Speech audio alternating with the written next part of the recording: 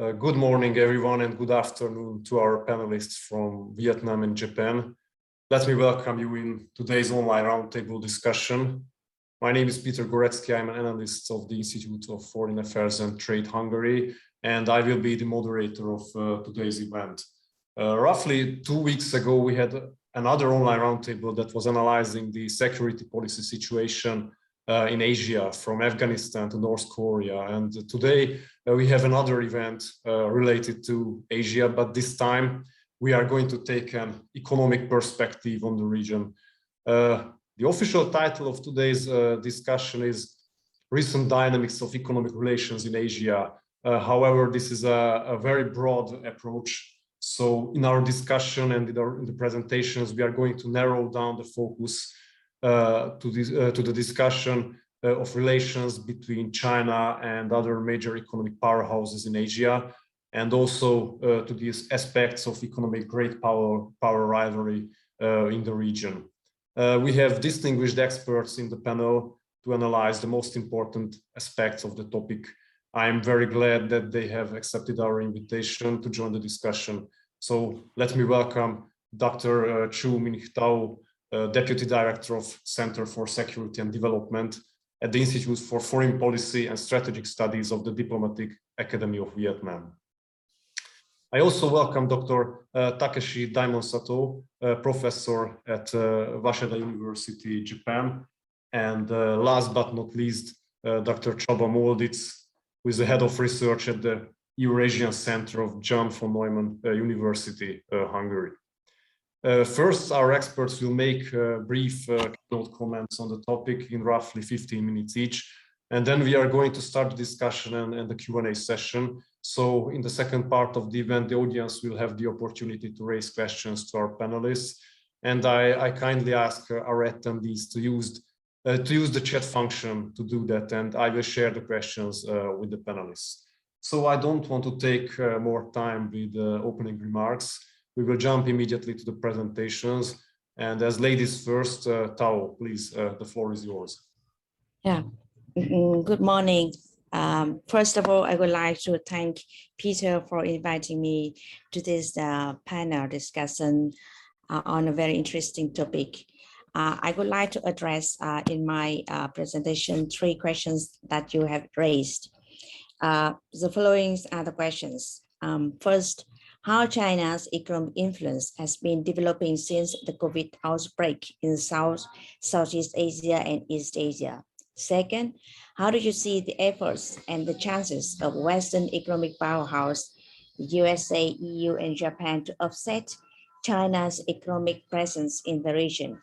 And the third question is, what kind of strategy the countries in the region should pursue to gain advantage of economic great power rivalry? So first of all, I will have basically 1, 2, 3, 4 parts. So I go first with the positions and advantages of the Southeast Asia region, and of course its weaknesses as well.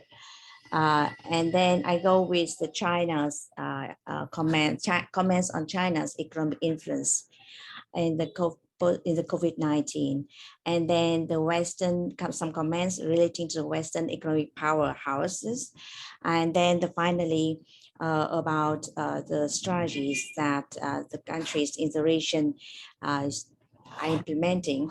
So I will be basically focused on the Southeast Asia region, because anyway, I'm from that region.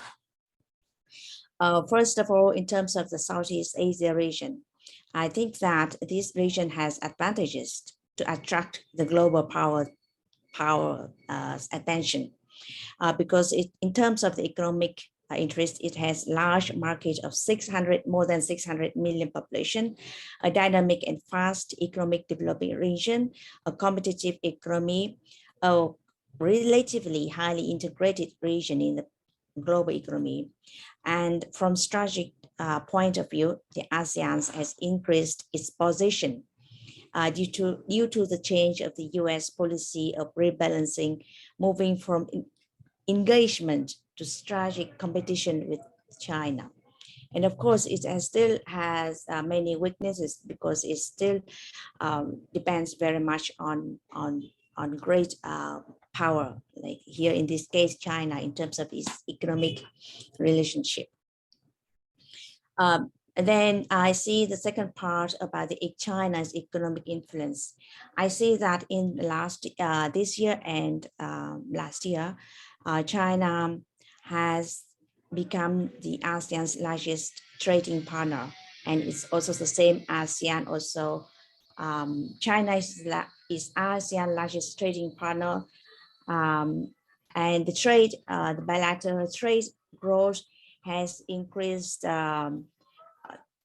annually 38.2%, as I see in the first half of this year. So it means that China's trade has increased rapidly, even within the context of the COVID-19. And similarly, in terms of investment, ASEAN has become one of China's major outbound investment destination and sources of FDI, and is booming in some sectors such as manufacturing, agriculture, infrastructure, high-tech, the digital economy, green economy, and the mutual investment exceeded 310 billion US dollars as of this June 21. And so we have to see that in the context of the decline of the global FDI, but then still in this region, we still attract the investment from, at least from China. So those are some basic figures of how the trade and investment between China and Southeast Asia region. So I see how did China do that and what are the reasons behind that. I think one of the main reasons is because of the shift of the global supply chains. It means that the multinational corporations have shifted partly of their production and manufacturing to the Southeast Asia region. I do not acknowledge that this process has already launched and started since the trade war, but it seems that the COVID-19 accelerated this process, and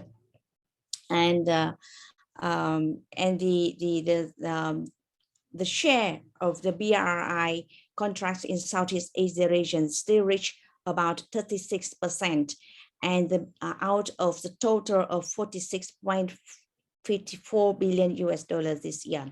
And the projects in the BRI in the Southeast Asia regions are mainly infrastructure projects, which are mainly highways, railways, radars, dams.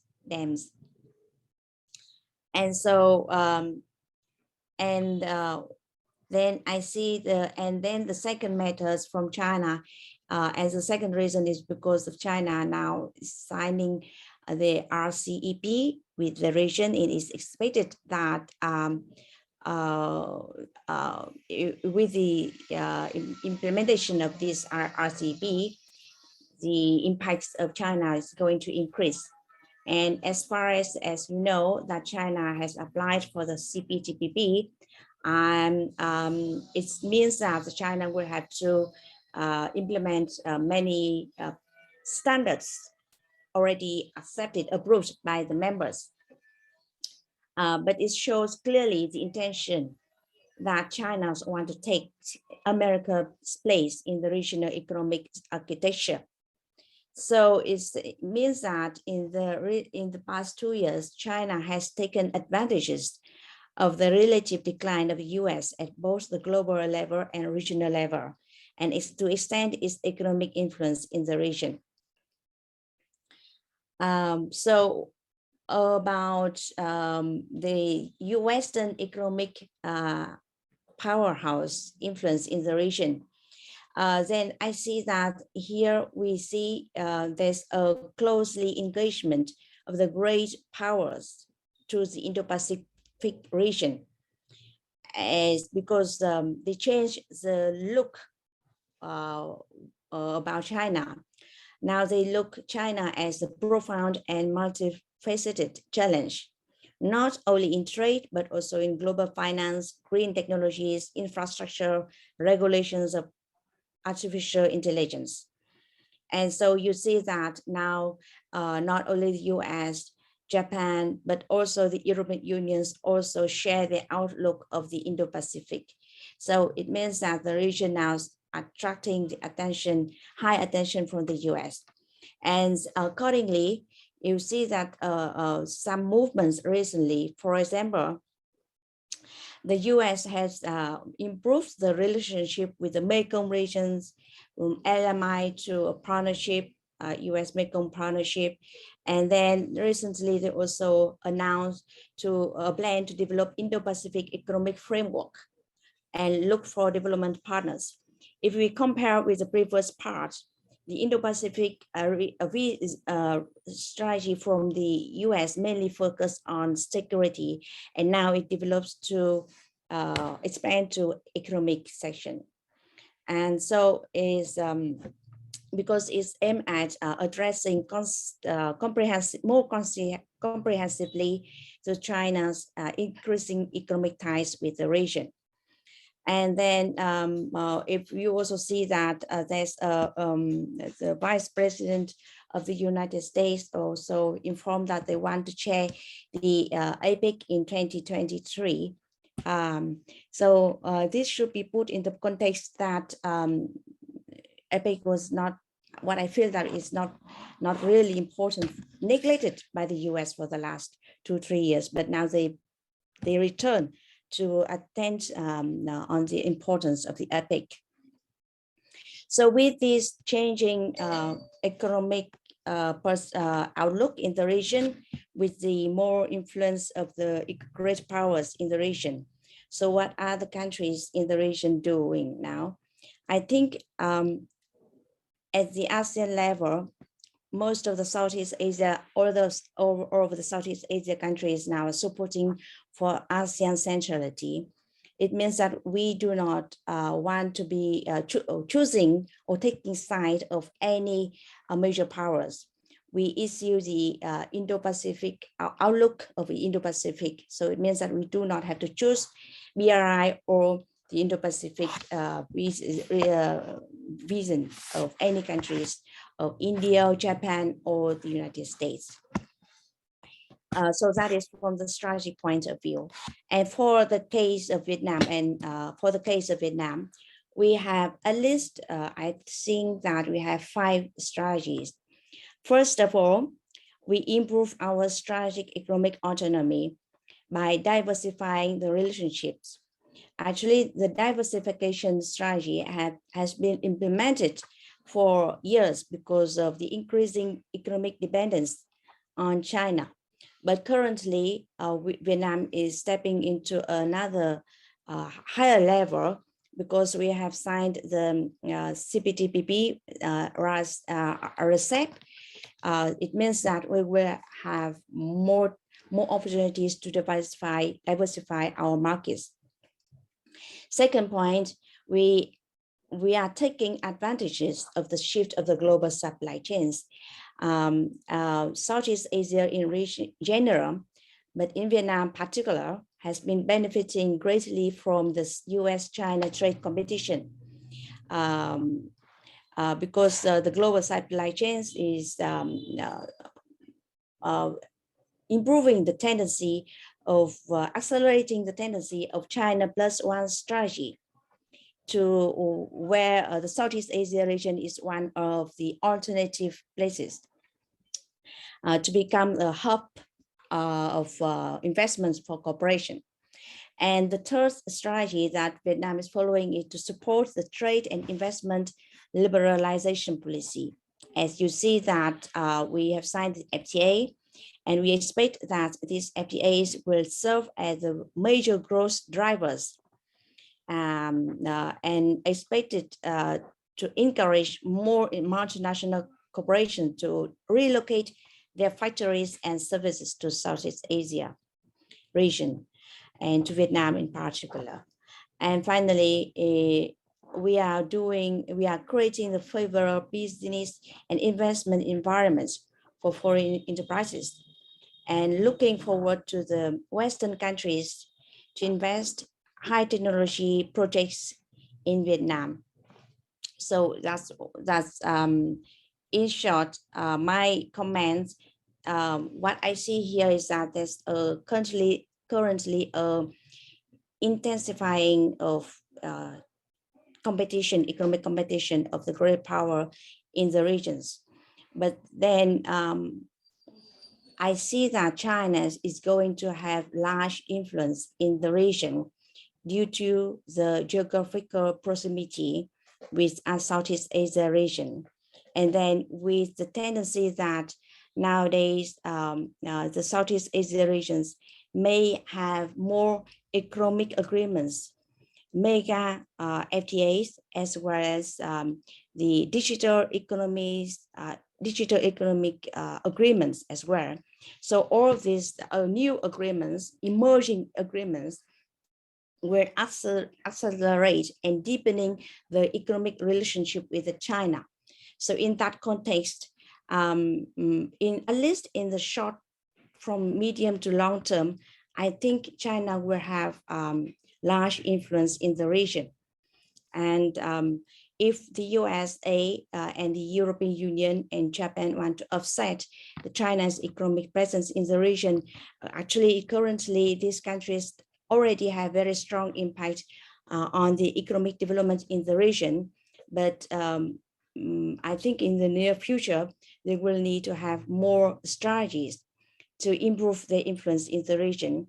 If I look at the Mekong region in particular, I can see that China's economic influence is very strong comparatively with other partners such as USA, EU, or even Japan. So that is my comment. Thank you. Thank you very much, Tao, for this brief but very comprehensive opening presentation. And Takeshi, you are the second. Please go ahead. Okay. Hello, my name is Takeshi Daimon, and I'm teaching at Waseda University in Tokyo, and also working as a policy evaluation specialist with Asian Development Bank, ADB. Recently, I worked with GMS countries, Great Mekong sub-region countries, and also Central Asian countries as ADB staff. And I would like to share the slide I have prepared, and then though I have changed the order of things a little bit, I will want to keep the limit of time limit of 15 minutes. And let's see.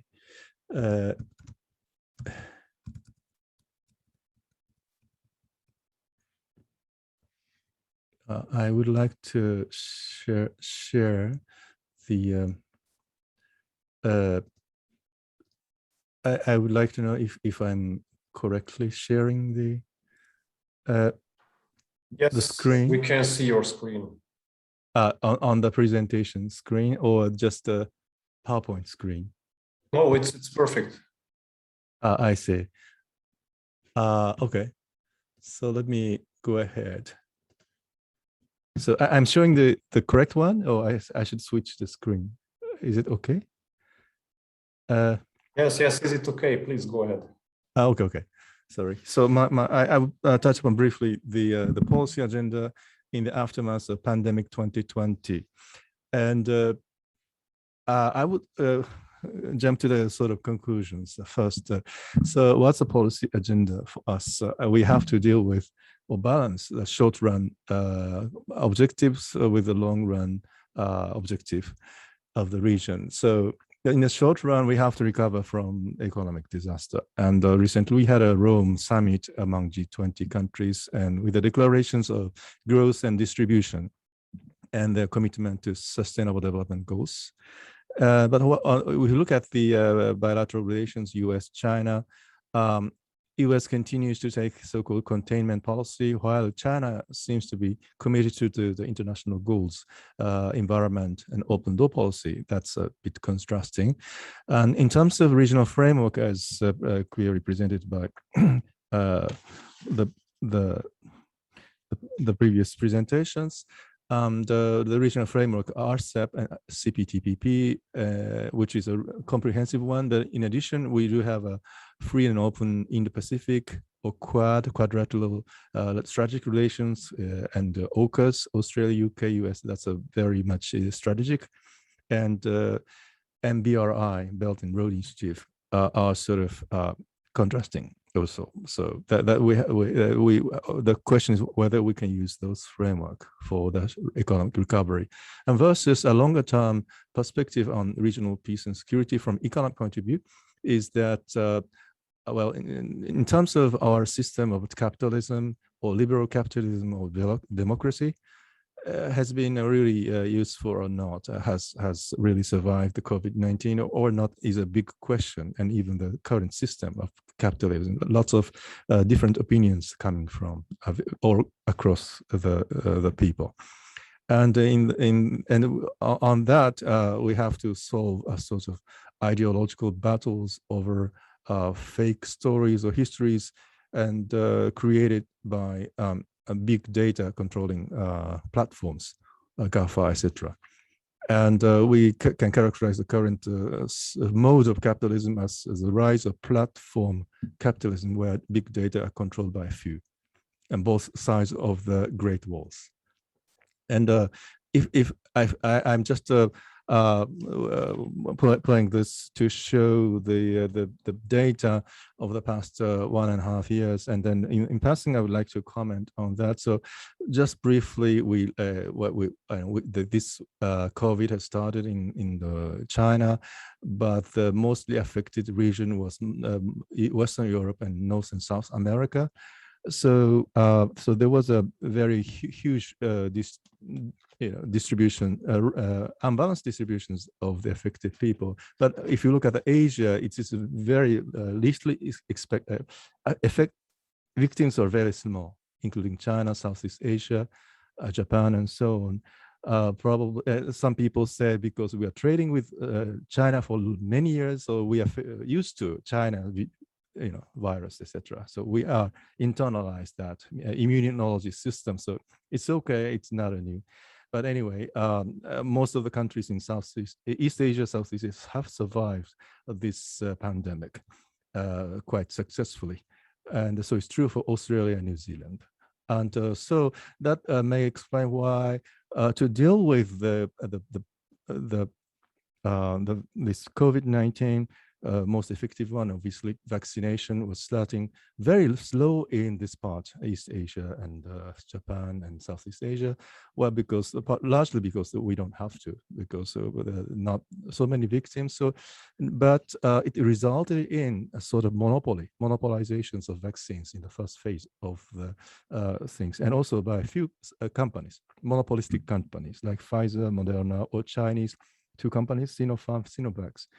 So, but eventually it is, as recognized by G20 summit in Rome, that it has to be balanced and equalized and towards the real solutions of the system. But so this is a time series data comparison. So by the July 21, most countries in East Asia have been more or less vaccinated to the same level as the Europe. That's one reason why Tokyo Olympics was held, and also Beijing Olympics in a few months to be held. So because we are vaccinated and protected, and quite well. But the problem remains as to the more poor countries in Africa or South Asia needs to be vaccinated. Well, if vaccination works, and with that hope, of course. And finally, the data is the stringency index, which characterizes how these countries have coped with the COVID, with a stringent policy, border closures, and most of countries, including East Asia and China, have totally closed down around May, June 2020. But with some good signs of relief, and some European countries started opening up. And of course, after the introduction of vaccination, gradually, more or less, all countries are getting a little bit, loose to the border. Also, the domestic security stringency measures such as wearing masks or gathering people, etc., has been loose. But if you notice that even though successful countries like China still keeps its tight control on the stringency measures up to now, for some reasons, perhaps I have to guess. But anyway, that's an overview of the three aspects of COVID, and in terms of data. But in terms of the long-term economic issues of development, of growth, over the past 20 years or so, we can trace the China rising on the red line, and compared with the US, which is Takeshi, excuse me, we are still seeing your first slide of your presentation. Which slide?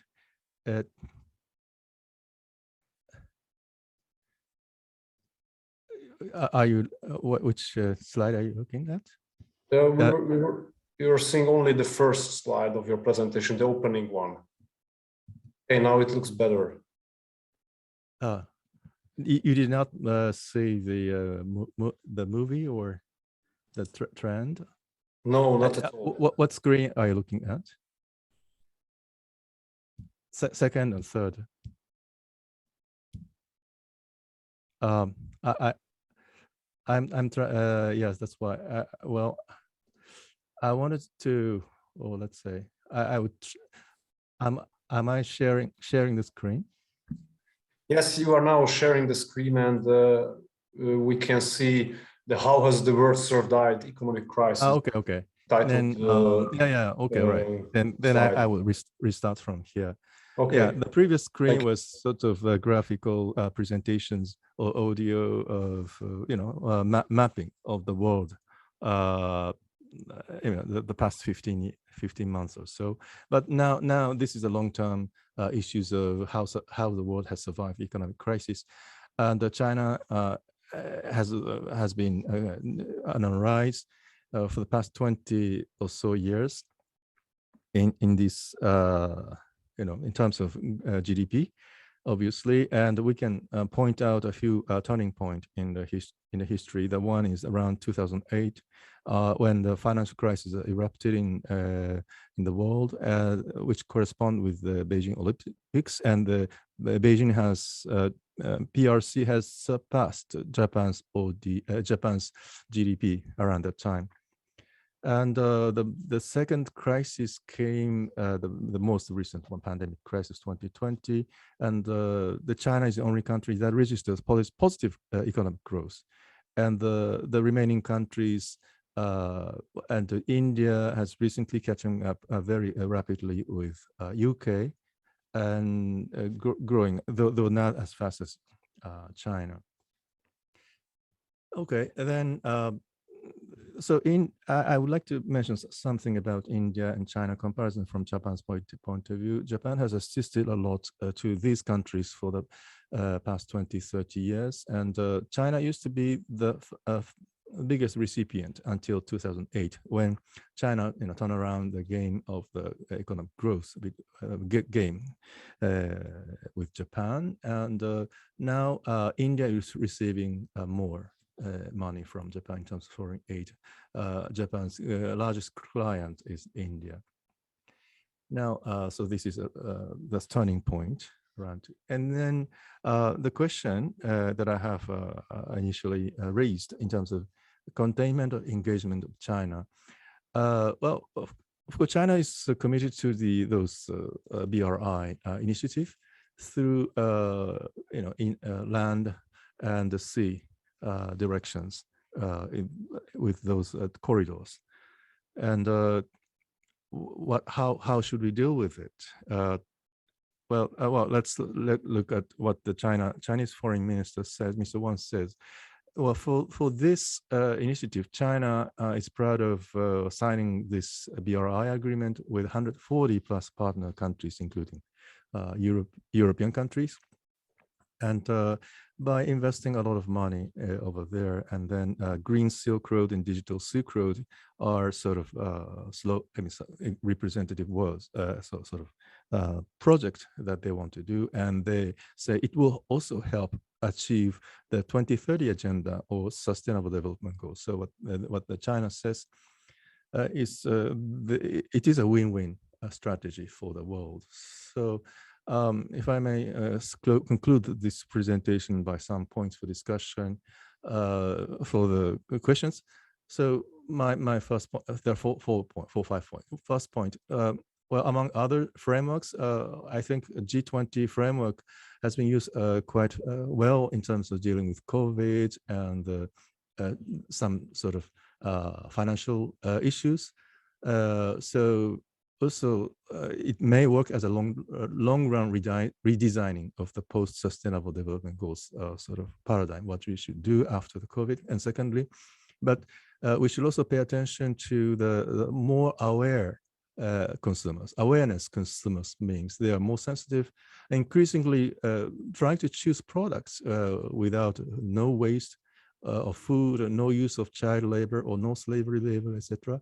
So they're more sensitive, and so the business should go to the ethical business model, so to speak, in this paradigm. And third, but we should also be cautious about the rise of platform capitalism, where sponsors of GAFA are sometimes creating illusions or fake images about, so for example, environmentally friendly business for their own benefits. For instance, inconvenient facts such as vaccine companies may be erased quickly and then fall. But when there are sort of illusions also within our side of the boundary.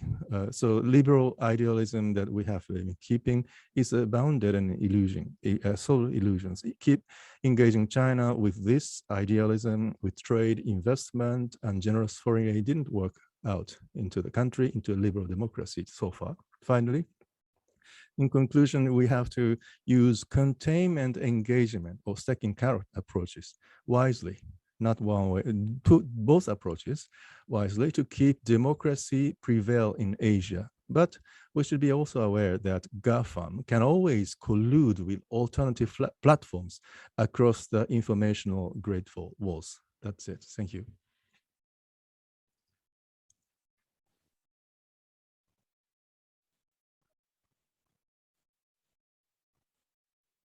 Muted. Peter, muted.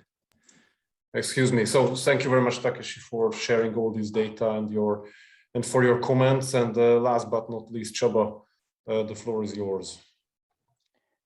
Good afternoon, good morning, everybody. Thank you very much for having me on this panel.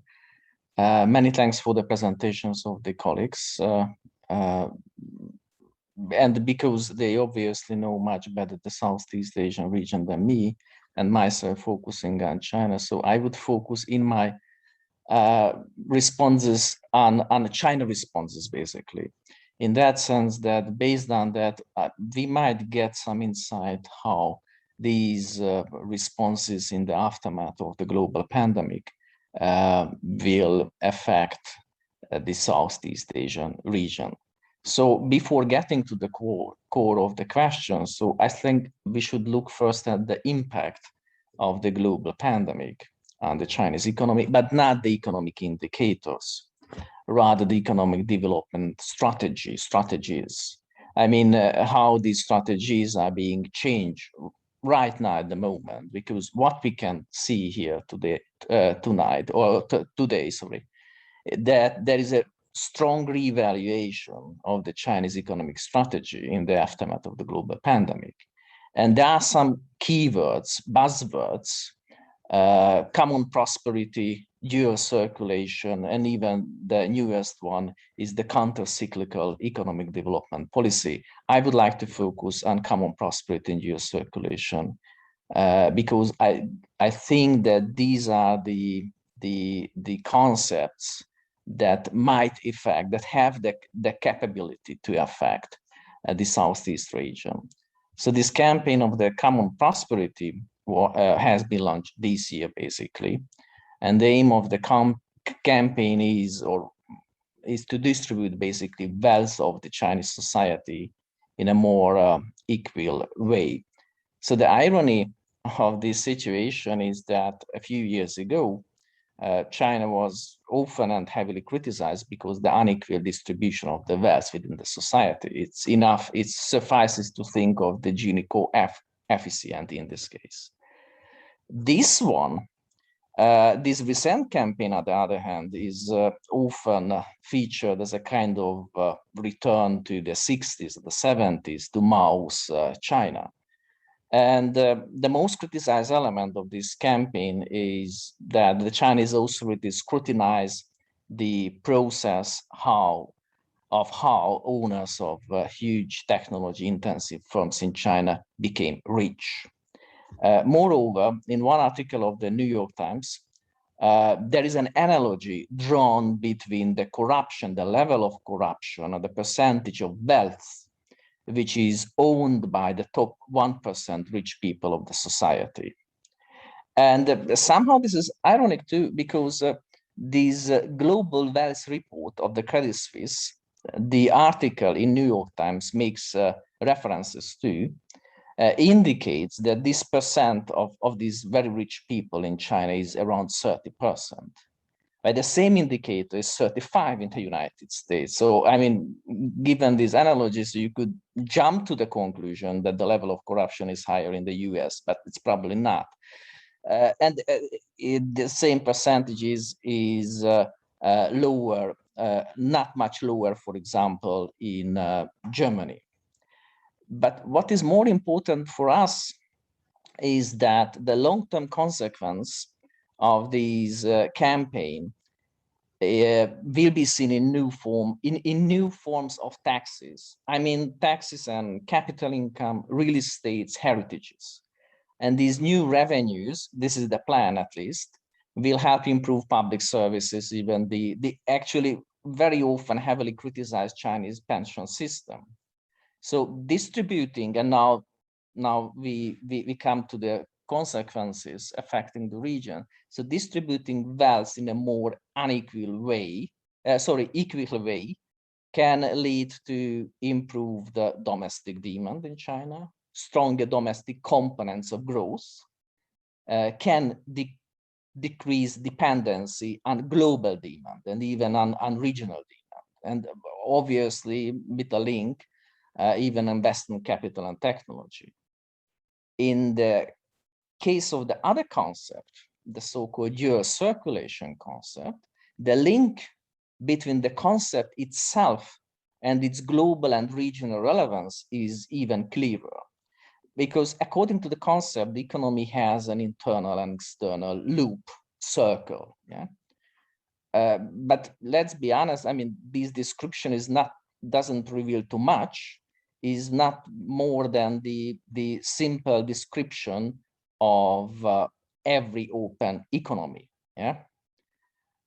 So the secret is not in the content, basically.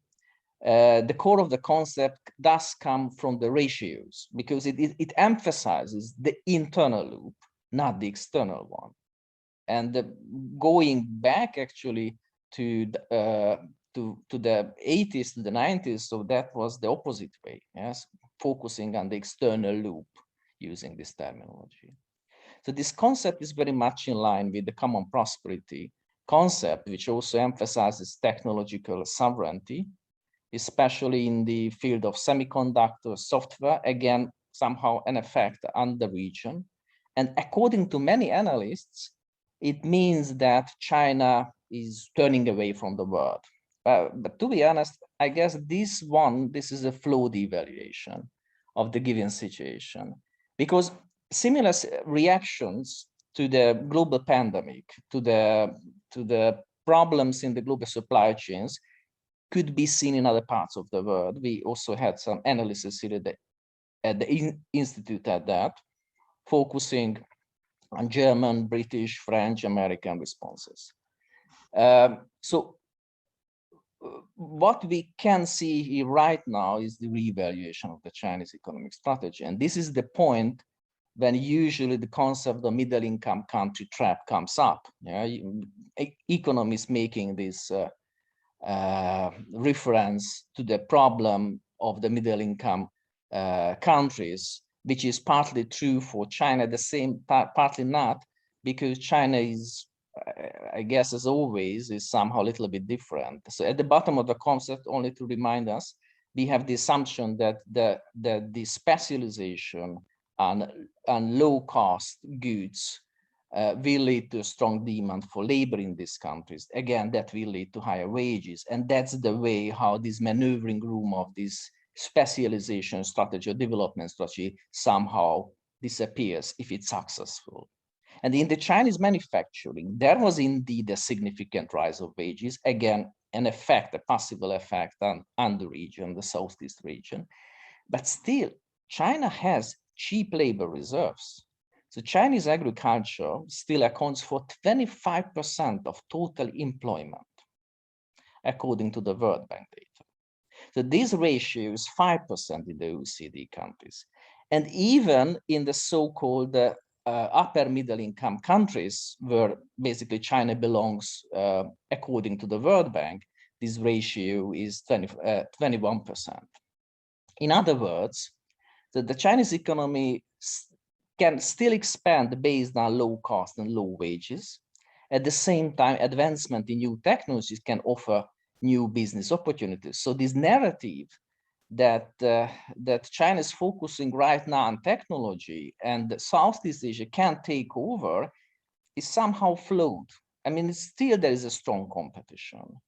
Yeah. So so if we understand this dual character of the Chinese economy, this is the point where I guess we can understand what Southeast Asia can expect from China in the future. So I would like to summarize only briefly in a few points. So how the main pillars of Chinese development strategy look like right now. Let's say point one is this modernization backup, which I mentioned in form of employment in agriculture. Point two could be that this process, this modernization, can be accelerated by the reform of the household registration system, this hukou system, that will lead to surplus workforce in manufacturing and even in an increased demand for urban services in China. Point three could be urbanization, hyper-urbanization, if you want to catch a word. That will improve the use of the benefits of firm clusters in China, because we should remember, so China's advantages in manufacturing are not only from cheap labor, but firm clusters and technological development. And technological development would be, let's say, point four. So which partly comes, this one, from foreign investments, but also from domestic development. So 2 years ago was the first time when China surpassed the US in number of new patent application in the world, according to the World Intellectual Property Organization. Since 1979, so that was the first year when the US did not rank first on this list. Yeah. Point five could be the development of the digital yuan, which seems to be a pet project of the Chinese leadership, and probably they are right about that. This way, obviously, China could avoid the SWIFT system, this largest cross-border payment clearinghouse in the world, dominated or controlled by the US. And it's obviously important because this way, I mean, if a country is basically cut off from the SWIFT network, it can become extremely difficult for the given country to trade with the rest of the world. And at the end, so I would say maybe the last point 6 would be foreign markets. BRI 16+1 cooperation can be still the main channels, as we could hear before that. Although in the case of the 16+1 cooperation disappointment, the project can be seen. Whether this dissatisfaction is justified is another question. We can only answer this question case by case. But what we have to understand, which is more important here, the strengthening market presence in the US and the EU would be difficult for China right now because of the increased political tensions. So this way, the most logical way is to turn to other regions. And we should mention, obviously, the regional comprehensive economic partnership that will enter into force from next January on. So this is important here. But yes, that's true also. So only looking at the economic indicators, so we could assume that China is basically bound to develop in close alignment with this region. However, there are other political factors too. So in terms of economy, obviously the United States still can offer a lot to the region. At the same time, the significance of that part, I mean, of the offer is decreasing. The political, military cooperation, on the other hand, is getting more important. AUKUS, and the US seems to be serious about counterbalancing China in the region, but probably strengthening a military alliance is not enough. And there we are again at this eternal dilemma of whether what is more important, politics or economy. So if China is able to convince neighboring countries that its intentions are peaceful, its policy about peaceful cooperation, trade, investment, yes, in the long term, it is for sure that China's economic significance will be growing. The problem is that I don't see many efforts or too many efforts of the United States to counterbalance China's economic significance in the region with other economic alternatives.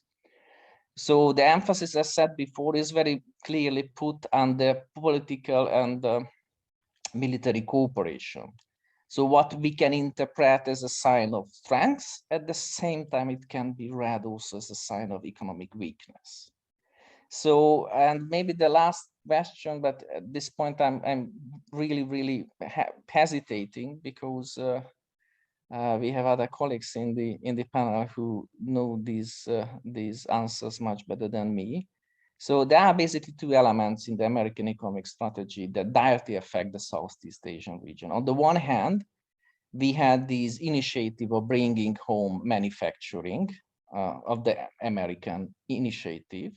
There's also a direct cooperation with the region. One example for the later would be for the US Asean partnership meeting last month. When it comes to global supply chains, reshoring is still on the table. Nowadays, looking at the news, probably fixing global supply chains seems the more important task. And in doing so, the assistance of cooperation of China would be also required. So when we look at the US manufacturing import ratios at this point, so there we have this reshoring report, reshoring index, the Kearney one. So we can see that the ratio is basically unchanged in the COVID-19 crisis. In 2019, we had a dip, definitely because of the global pandemic. Then immediately this ratio went back to the original 13%.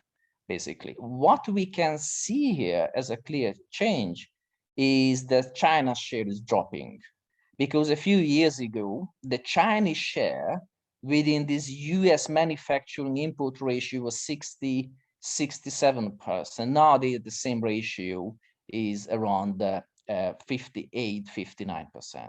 And this fall in Chinese exports was basically matched by a rise in Vietnamese exports to the United States. And this is another question, how much of that is repackaging? I don't know that. This is a good question for research. And at the end, so what is the right strategy for the Southeast Asian countries? The simple answer would be balancing, agreeing with Thao, who said the same basically, looking for economic cooperation with China, and the other hand, securing itself with military and political options from the United States. And that's basically what many countries are doing in the region, and maybe in other regions as well. Thank you very much. Thank you very much, Csaba, for bringing the perspective of China's economic development strategies into the discussion. And I turn to the audience. So if you want to raise any questions to our panelists, please, as I've mentioned at the beginning, use the chat function, and I will share the question with our distinguished guests. But meanwhile, I will monopolize on my position as a moderator and raise the first question. So I will start from what Csaba has closed his remarks, the topic of reshoring. So decoupling has become a very popular phrase in terms of economic relations with China, but I myself, I'm quite skeptic that any major economy in the region would have a real chance to decouple its economy from China. But for sure, we have seen some trends. We can see Japan providing incentives for its companies to bring home some manufacturing in certain sectors from China. We could see Vietnam seeking a partnership with the United States to build power plants in its country. So it looks like that we can see attempts to let's say at least some kind of selective decoupling, or towards diversifying the economic relations and bringing down the exposure to China. I would be very curious to hear your opinion of how you see these trends. Tao, maybe you could start. Yes, first of all, the term of the decoupling, we got to understand it. Is nature. What do you mean by the decoupling? Do you think that we can be back to the time of the Cold War with two polar or two systems? So maybe the situation, the global context is quite different now compared to that time, because now we have the globalization with centers and hubs rather than a bipolar system, and we have the multilateral trade agreements, economic agreements that linked us into a very highly integrated society and community. So in that way, I think even if China and the US want the decoupling, I think it will take time, because I just imagine just like a long-term marriage. And now if they want to decouple, they want to divorce, it will hurt both sides. But strategically, it seems that this is the competition between status quo power and an emerging power. And this competition will last at least in the next 10 to 15 years before a final result will come out. So during this time, we'll see the so-called decoupling between the China and the US in various areas, not only trade, but also technology, and maybe in the future, ideology. Even now, they have set up the trade rules, different global rules. They are supporting different rules. So that in that way, I mean, I think we as the Southeast Asia regions supporting what I say is a strategic autonomy, and it's almost impossible for the region to decouple from China. And I see a tendency, as I say to you, that is an increasing influence of the China on the region due to the absence, declining power, global power of the US. And I also see that that is the strategic level. At the lower level, I agree with you that Japan is providing incentives and to move their manufacturer from China to Southeast Asia region. In Vietnam itself, for the last 2 years, we welcome at least more than 10 Japanese manufacturers to Vietnam, moving from China, and another 10 major multinational corporation from the US, from South Korea, Taiwan, and even China itself to Vietnam. So coming up to about 20 multinational corporations moving to Vietnam.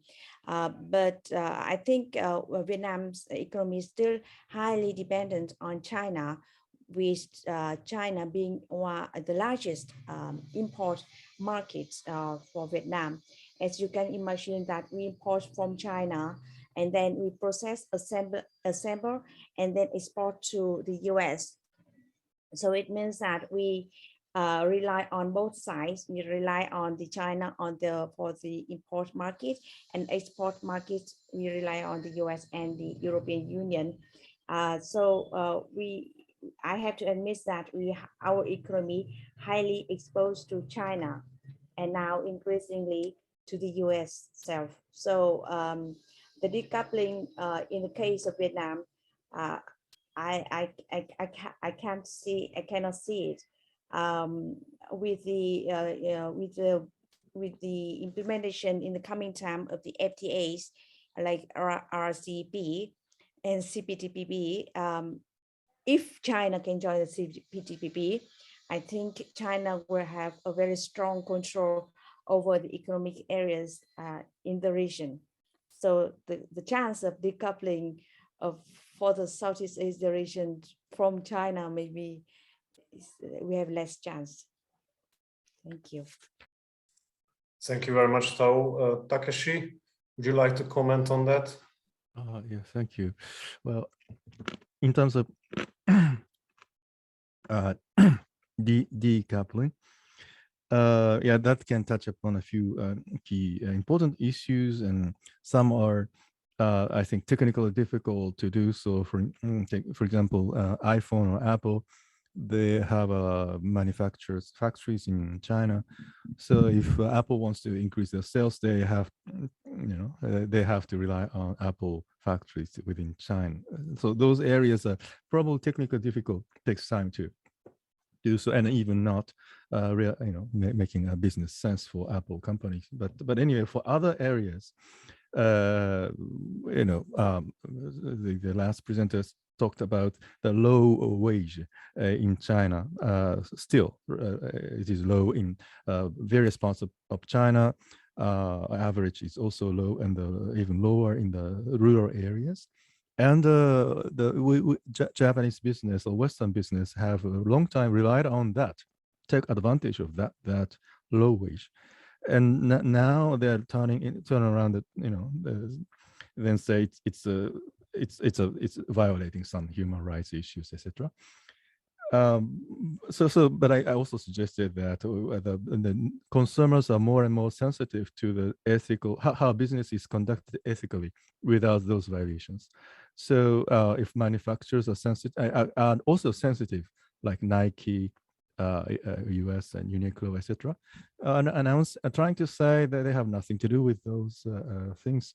So they're doing ethically. So that's a new business model that we have to consider in terms of, but lastly, not least, but the China's claim is very clear to the world. Okay, we have been just following the rules, but we want to make the rules now like international trade rule, because we want to be treated equally. And I think we should consider doing that seriously, treat China as an equal partners of the world, as long as they also pay the cost of our equal partners. Don't just getting the benefit from the current system is not an attitude of equal partners.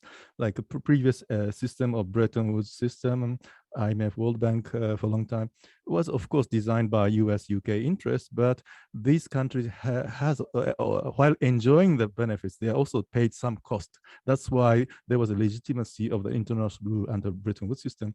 Now, if China wants to establish new rules, they have to do the same, pay the cost. So stop doing the double standards. Treat me as a South while demanding more. So I think we should treat the country as a fair, perfectly equal partners if they are ready to do so. So we, in terms of decoupling, may not be a direct answer to that, but that's a sort of things I have considered in your response. Thank you. Thank you very much, Csaba. What about you? Yes, I guess this question, this process of decoupling has basically 3 layers. The one would be the business aspects, the other one would be, let's say, the institutional aspects, and probably the third one, to me at least, maybe the most important, the foreign policy impact of this decoupling. So the business aspects were already addressed here. So basically, I agree. Ethical trade is getting in importance, but at the same time, in the long run, costs will dominate. So the question is whether we consumers in the West, in Asia, whether we are willing to pay more for the same product, because the reason why we have this structure of global supply chain is simple. I mean, this can be simply explained by business aspects. So if we modify them from another sphere, from the political one, it's obviously it will somehow distort this structure, and they will be not the most, let's say, adequate ones for, I mean, looking from a business perspective. So in the long run, I don't see too many chances agreeing with my colleagues for decoupling. When it comes to institutional parts, this is a more interesting, because here decoupling in standards, decoupling in technology is more feasible. It is maybe not easy, but at the same time, so motivated by strategies, so we can understand it and it can be done somehow. And the third layer is, so when it comes to the foreign policy impact, this is a very interesting question, because so let's see what happened to Russia when economic sanctions were imposed on Russia after the Crimea, let's say, crisis. Because basically decoupling is a kind of imposing economic sanctions on China. I mean, it's the same effect at least. So what happened to Russia was that they struggled for a few years, and then for a while they tried to use this import substituting strategy. Probably China would go first as a first answer to the same logic. But at the same time, they realized that the let's say the opportunities of, or the business opportunities, the growth opportunities of the strategy are limited. And that's the reason why what they have done over the course of the last 5-6 years, they reorganized their trade links to the world. So that this is also the reason, for example, when it comes to the soaring energy crisis, that 10 years ago, 15 years ago, we could say, yes, we are relying on Russian oil, but they are also relying on us because they are forced to sell the oil to us, but it's not true anymore. So they reorganize their trade links, and this is something that probably the most logical answer China could give. So what I'm saying is pushing China into the corner. I don't know whether it will bring any results in the long run. Probably in the short run, yes. Okay, thank you. Okay, I will start another round of question, and this relates to the BRI. In her opening speech, Thao mentioned the Belt and Road Initiative, and I would be very curious to hear your opinion on whether the United States, Japan, or the EU can offer a real alternative to counter the Belt and Road Initiative and China in terms of infrastructure development. So the Western powers seem to build on the magic word of quality infrastructure. I would be interested to hear your remarks. What do you think, whether this concept can be successful, whether they can capture some countries in South Asia through building on the concept of quality infrastructure, or at the end of the day, it's always about money and China providing cheap money, which is, we know that not really cheap at the end of the day. Yes, thank you for your question about the BRI. BRI is a very interesting topic, but we can see some changes in terms of the BRI itself. In the last few years, since 2016, I think BRI was mentioned a lot by Chinese itself. And then BRI is, you can hear it in many workshops, but recently, they do not mention that much about the BRI. That is first change from China itself. And then we got to understand the perspectives from the Southeast Asia region, how we see BRI.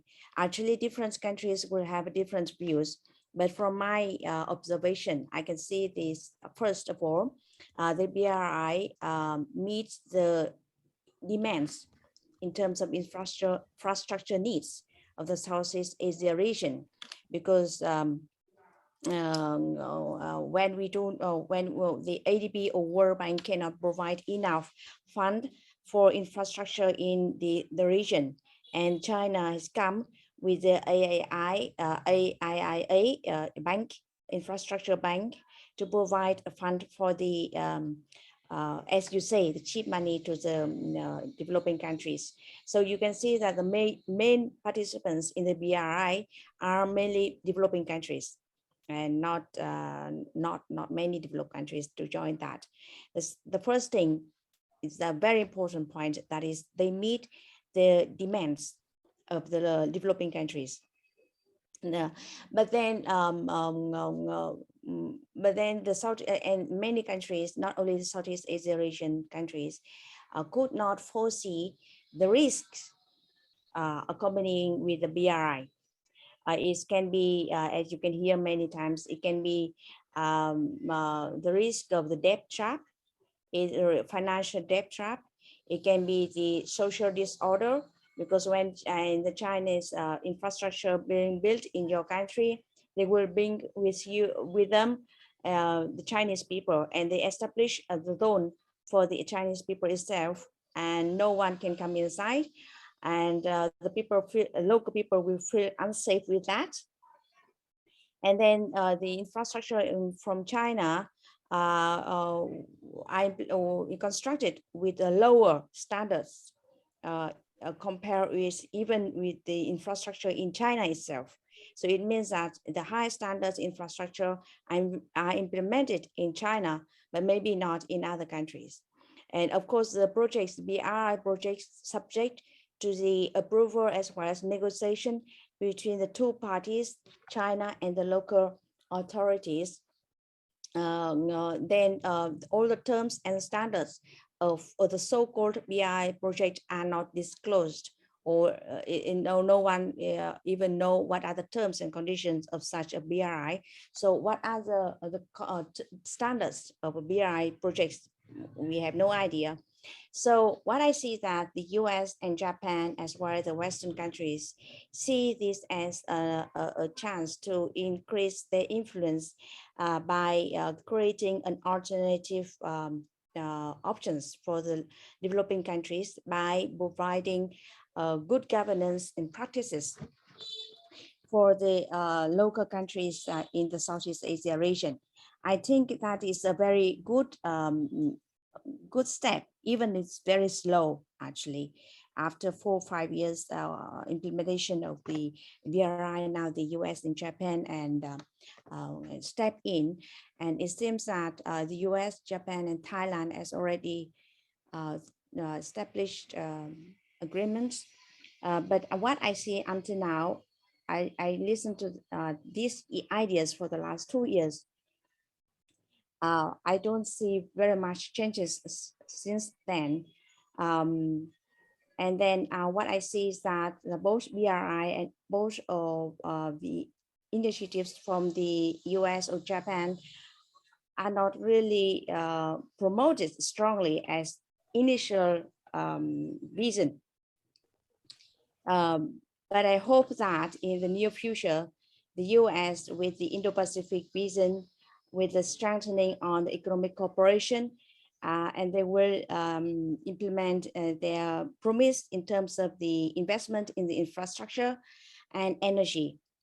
And I think these stories, BRI as well as other ideas, are not really promoted strongly recently because of the COVID-19. Now the major countries, even China, have to mobilize most of their resources and their attention on strengthening their own country first before reaching out to the other countries. So I hope that US, Japan, as well as Western countries, Australia, will come in and will provide more alternatives, options for the local countries like Vietnam, to improve our infrastructure system. Thank you. Thank you. Takeshi, Csaba, would you like to comment on that? Yeah, thank you. In doing so, I also want to address the question from the chat section. At the same time, can the flying geese model describing sequential development of East Asia economies apply to describe economic model of the region today? I want to try to answer the questions also at the same time. And talking about BRI, I mean, it should be interpreted as economic paradigm as well as political or diplomatic paradigm. US-Japan's hesitation with BRI is due to the second aspects, political and strategic aspects. In terms of the first aspects as a economic opportunity, yes, of course, lots of American and Japanese business are very much interested in tying with BRI as an economic opportunity, and especially because some international organizations like ADB, World Bank, and so on have been shifted from their investment strategy towards a non-infrastructure investment through the sustainable development goals, emphasizing poverty inequality, distribution aspect rather than growth. That's why I said the new paradigm should emphasize infrastructure as well after the SDGs. So, but from again, diplomatic strategic point aspects of BRI has received a lot of skepticism with US Japan because of the hegemonic conspiracy by China using that framework. In terms of, and the second question about the flying geese model, so quickly change the model, and well, in Southeast Asia development to that, and we tend to see some consistency with that model. But after but the China's success in, let's say, in African continent, totally is a departure from the flying geese model, because they want to also the Indian success in Africa economy. They want to invest to the top technology where there is no infrastructure, and taking that as an advantage rather than disadvantage. For instance, the drone-based medical service industry, etc., where there's no hospital, etc. So the flying geese model based upon the gradual development theory, which worked well in Asia, may no longer work in other parts of the world. So I think this is most explanatory power is a lot large in Asia, but not in other parts of the world recently. Yes, that's it. Okay. Thank you, Takeshi. Yeah, Csaba, what about some final words? Yeah, shortly, briefly. So BRI, I guess when it comes to BRI, Southeast Asia is in a different position than, for example, than Central Asia. Because when it comes to the Central Asian regions, the BRI is a must, basically. Because, I mean, if you don't have infrastructure, you cannot simply trade. And what you mentioned, Peter, that high quality infrastructure could be a good response to those countries. Yes, but I don't see why the United States or other countries would be so much interested in establishing financing these infrastructure projects in Central Asia. Probably we can find for reason, but obviously they can mostly trade with China. And so if I wanted to, although I am not the right person to give any advice on that, but if I wanted to kill BRI, then obviously I would go to Russia, because Russia is in a geopolitical, geographic position to kill these projects. And that would be the easiest way, maybe even the most cost-effective way. So to make a kind of compromise with Russia and find a way to deal with Russia and somehow decouple Russia from China. So using again this word. So the second part, the flying is model. I agree with Takeshi that is, I mean, this model cannot be used that way as we used 20, 30 years ago, especially when you remember that what I said about the dual character of the Chinese economy. Basically, if you want to put this way, so within one country, you can see the different stages of this model, basically. It doesn't, and especially if you allow for more domestic migration, so this process can be accelerated at the same time. And we should also add robotization, and all these new technologies will change the patterns of the specialization as well. Thank you very much. Bringing Russia into the discussion, I think you have pointed at a very new horizon, and we could start another round of questions regarding the role of Russia in international economic relations in Asia. But I think it's now time to wrap up our discussion. Maybe it can be a good subject for another roundtable in the future. But for now, thank you. Thank all of you for accepting our invitations. Thank you for our panelists for sharing their thoughts in today's event. And wish you a very good day in Hungary, and a good evening and a good night, our experts in Asia. Thank you very much and take care. Bye.